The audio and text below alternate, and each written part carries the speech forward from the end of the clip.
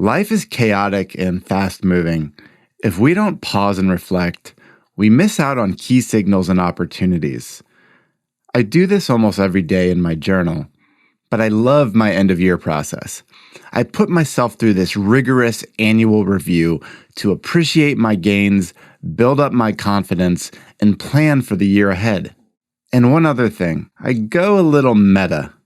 I develop my personal lessons learned. I analyze how I spent my time, the highs and lows, and I work to extract some wisdom that can benefit myself and others.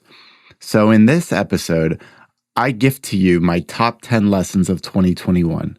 I hope you find value in them. Welcome to the Rising Digital Leaders Show. I am your host, Matthew Doan. Today's organizations are powered by digital capabilities, cloud, data science, cybersecurity, and much more. To be competitive, we must have tech-savvy leaders steering the ships. But these people don't come out of thin air. We must develop them. This show is for the technical experts of the world, those brave souls that feel unheard and lost in the crowd, but know they were born to lead. We need you to rise, to become impactful digital leaders. In these episodes, we help you undergo a self-transformation, developing the mindset and skill set that'll massively enhance your abilities, influence, and career potential. We take a different approach, pulling in lessons from philosophy, psychology, neuroscience, and history to enrich the professional and personal aspects of your life. Thank you for your time. Please subscribe to the Rising Digital Leaders Show. Now, let's dig in. All right, I've got 10 quick lessons for you. As always with me, they cut across the personal and the professional, as we can't separate the two. First up, number 1, do everything you can to feel good. Success in life stems from high vibrational states. I'll do everything I can to feel present, joyful, and at ease. All creativity, clarity, energy, all the good outcomes in life stems from this. And the science backs this up. Check out the book, How Emotions Are Made by Dr. Lisa Feldman Barrett. Number 2, design your future self. And I emphasize the word design.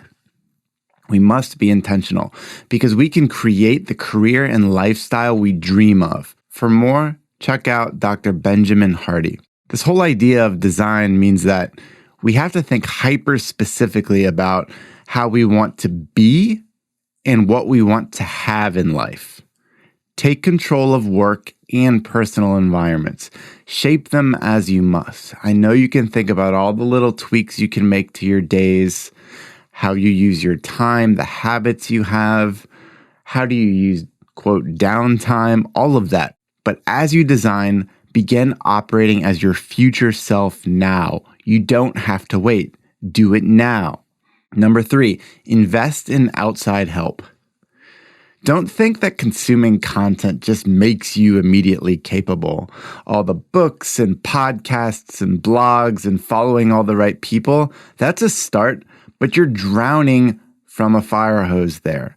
You need targeted help. I've learned this myself. Intellectual knowledge is merely the starting point, but getting very serious about goal achievement requires coaches or therapists or mentors or at least an accountability partner. You need that outside-in, tailored help to see what you can't see, to say the things to you that you won't dare say to yourself. And when you invest money in outside help, this puts skin in the game. It's psychologically effective. There's tons of research on this, that when you put your money where your mouth is, you start accelerating to a whole new level. Number 4, listen to your intuition. It's an energy source. Whatever you pursue, it better light you up. There's only so much time in life. Energy is also fleeting, so make sure that your soul is boiling with passion. Yes, you can muscle through some short-term stuff, but it won't last.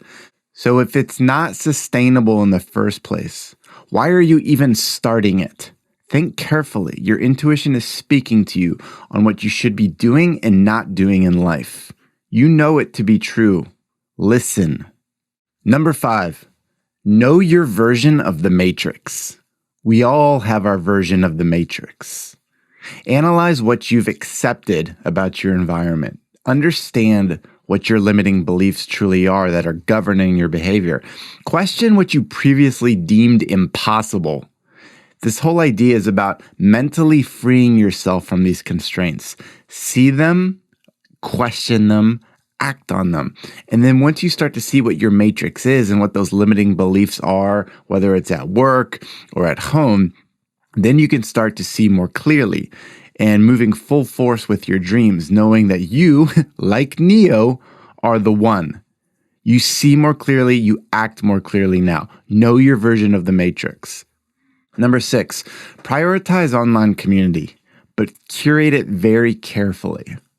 So community is one of the biggest words from 2021. If you looked at word clouds, I'm sure it would pop to the surface. And while valuable, we can't overcommit and exhaust ourselves. There's immense power when you get that community fit correct. But you have to first ask yourself, what's that unique Venn diagram overlap of the people and groups in the world that excite you? You have to go test and figure this out. Go play out there amongst those communities, giving value to get value. The whole idea is that you need to fixate on a small circle of people. And then as you start giving value to them, network effects will kick in. But you have to be very careful not to overcommit yourself.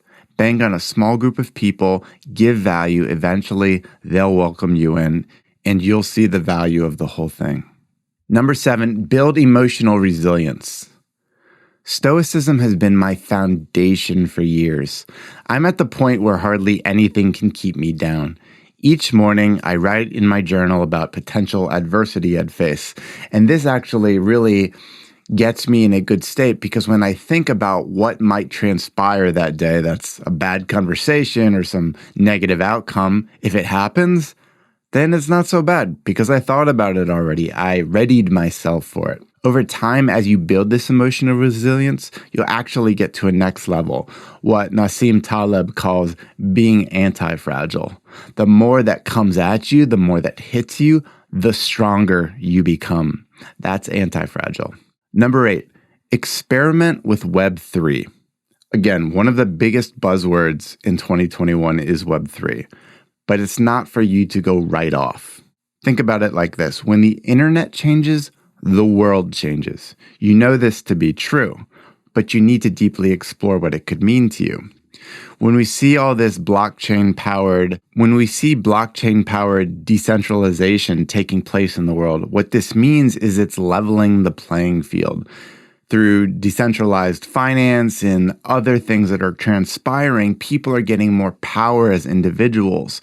We're not saving it for the few. We're not letting large institutions or middlemen get in the way. We're giving more equality to people. But we have to understand what this means to us. Know that right now you're in a permissionless age where you can be rewarded for your uniqueness or your art.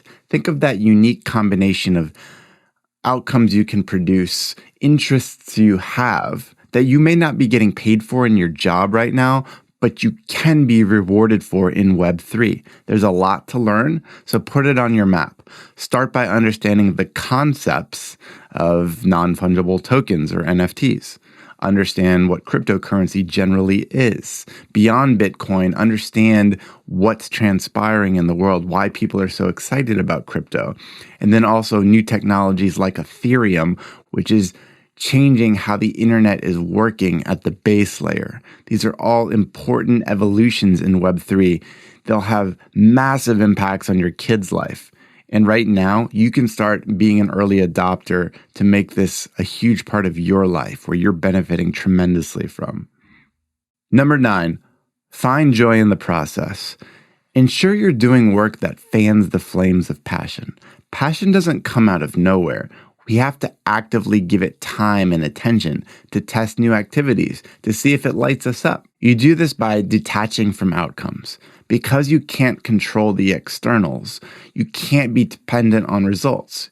You need to just find joy in the process. Whatever you're creating, whether it's a blog, a video, a certain type of book that you're just fully engulfed by, find joy in that process. The rewards, both tangible and the intangible ones, they'll come your way.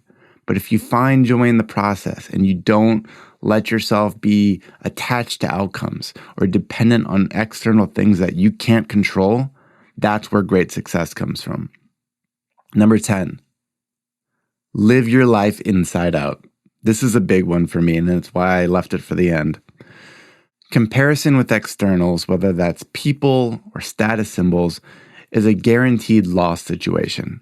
Instead, establish inner peace and understanding with who you are on the inside. Use this clarity to guide your actions, both near and long term. Engage with people and opportunities that align with your insides. When you're living inside out, you're not bothering with that external comparison. You're finding joy in the process. You're aligning your activities, your way of being with things that excite you.